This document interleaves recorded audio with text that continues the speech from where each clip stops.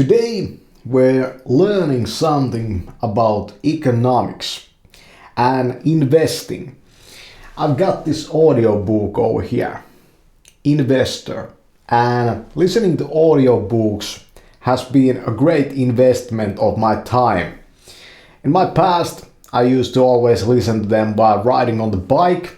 Nowadays, I listen to them all the time, while riding, while walking, and this was one of those books. And it's actually by a Finnish author called Terho Puustinen, but I listened to it in English, so it's a translated version, but it's originally written in Finnish.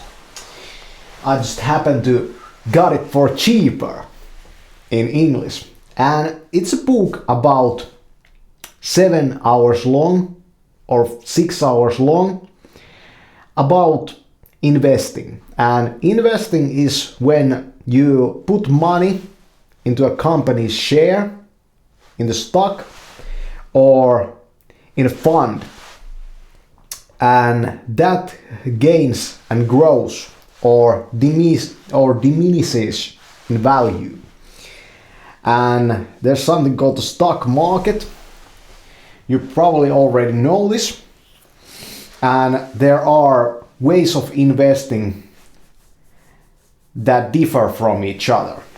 And here he talks about how also the governmental level affects the stock market.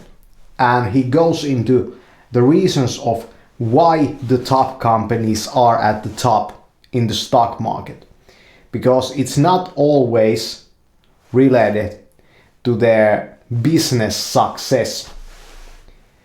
So you could understand business as its own thing and the stock market as its own thing that influence each other on the great scale. I have no clue. I don't do investing. But if you do, or if you're interested in it, listening to something like this, or also the books I have reviewed by Tony Robbins about investing, might be a great opportunity to just wrap your mind around it. Because it's not like gambling. It's not like gambling, investing. But it's also, it can be quite risky. I mean, you can lose a lot of money in it if you happen to have that money. He talks about a couple of famous investors like Warren Buffett and how he invested in the 1940s time. And the gains that they are talking about over here, it's like 10 years time periods where these happen. And the volumes of money have to be in the at least hundreds of thousands to see those results. So investing with small money never really is very worthwhile. That's what I have read. Maybe you have gained experiences otherwise. Who knows? I don't know why I'm interested in this stuff. It's just one of those things that I think more people should understand, even though they wouldn't be an investor, because it gives you this bigger type of understanding what business is. And nowadays business is almost everything in life. Like, what's there beyond business in the current capitalistic system? Like, what else is there? So gaining the understanding of why certain businesses thrive and certain others don't is something that you wouldn't learn in investing. You would see the consequence of every choice they make and how the market responds to that. Yeah, it's an interesting book, and I would recommend it for those that are interested in it.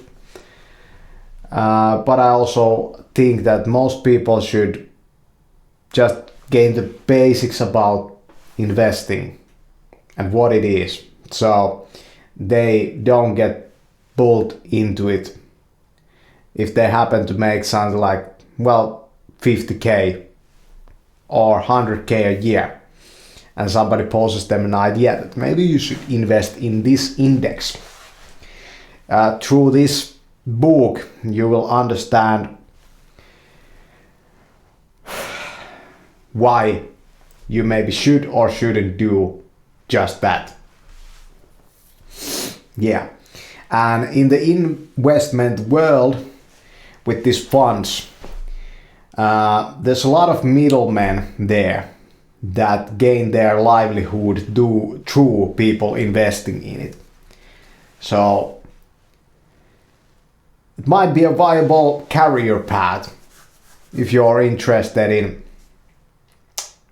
what's that called, financial stuff. It might be a good career path for you. I'm really not a money man.